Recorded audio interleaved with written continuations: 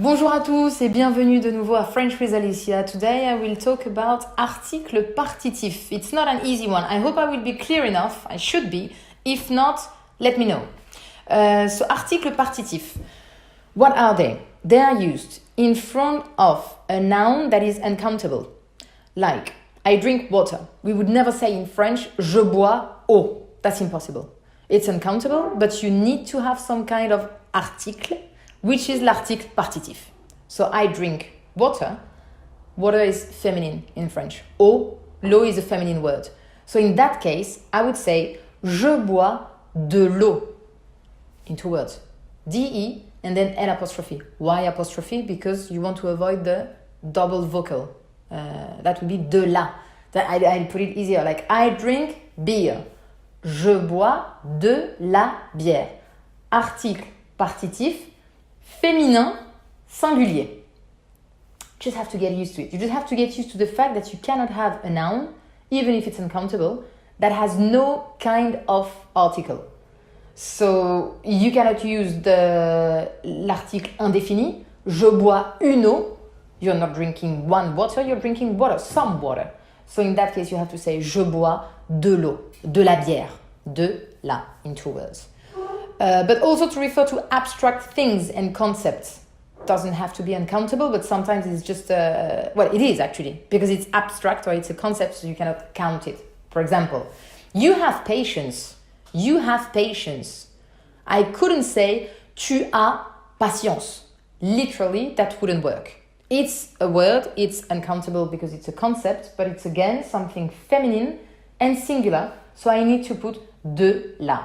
Tu as de la patience. You have patience. They have time. I use time also because time is masculine. Le temps is a masculine word, so they have time. Ils ont du temps. That's another kind of article partitif. In that case, it's the masculine singular. Il a du temps. Whereas you would say, elle a de la patience. Because patience is feminine, but time is masculine. Which one do I use and when? That's exactly what I've just explained. So when it's masculin singulier, it would be du, or de L apostrophe. If it's a masculine word but starting with a vocal, we always have the same problem. With money, for example, we say argent.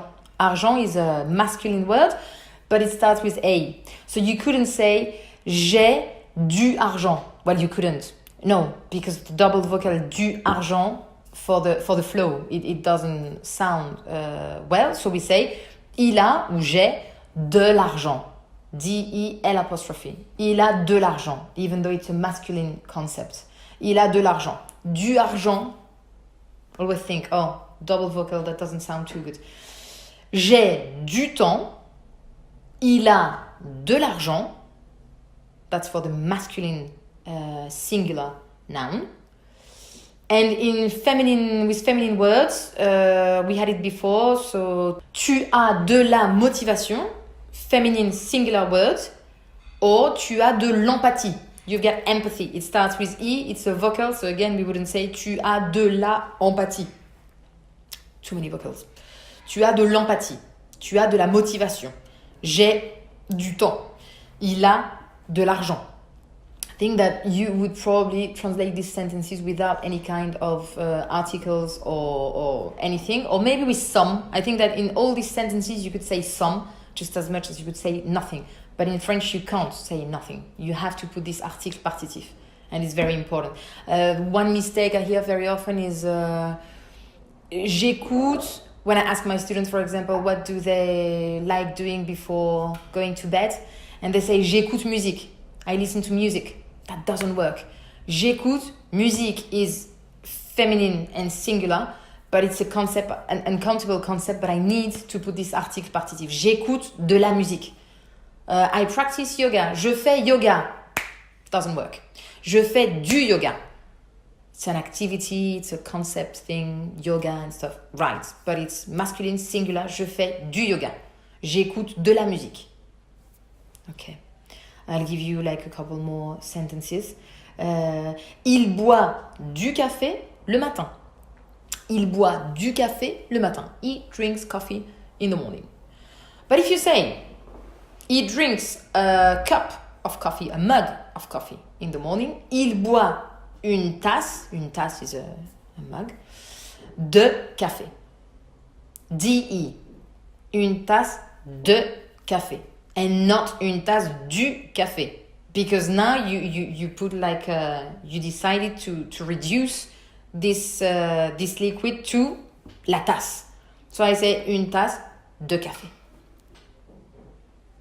Every time you add something before the thing, coffee in that case, if you say I drink a little of coffee in the morning, okay, then je bois un peu de café. Now that you've added something, the cup or the quantity or you say de, always de.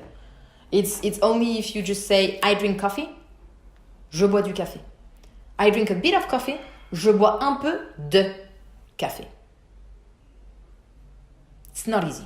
It's your level, but it's not easy. And it's a bit confusing. You just need to practice. And most of the time, I think students stop making the mistake just by ear. It's like, oh, I remember that this doesn't work. I have to say that. But it's good to have an idea of how it works and why it works this way. But then I think it's just practice. And you will get used to it. So, il boit du café le matin. Il y a de la bière dans le frigo. There is beer, some beer, in the fridge. De la bière. There we go with music. Il écoute de la musique quand il a du temps. Double article partitif. Because it's a double concept, uncountable concept. Il écoute de la musique quand il a du temps. Translation. He listens to music when he has time.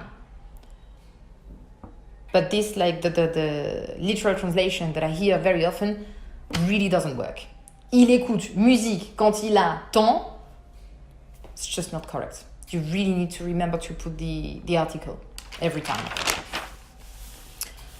I think that's about it for this part. You know everything. You know when to use it, why we use it, and in which form you have to use it. If it's feminine, if it's masculine, if it's singular, if the word starts with a vocal, you know more or less how to do it. Just remember that every single sentence you would make where you have a noun, a concept, anything that's uncountable without anything in English, and it works, would never work in French. You need to put the article partitif. And it's not an easy one. So we'll keep practicing this. Merci beaucoup pour votre attention et à très bientôt. Merci, au revoir.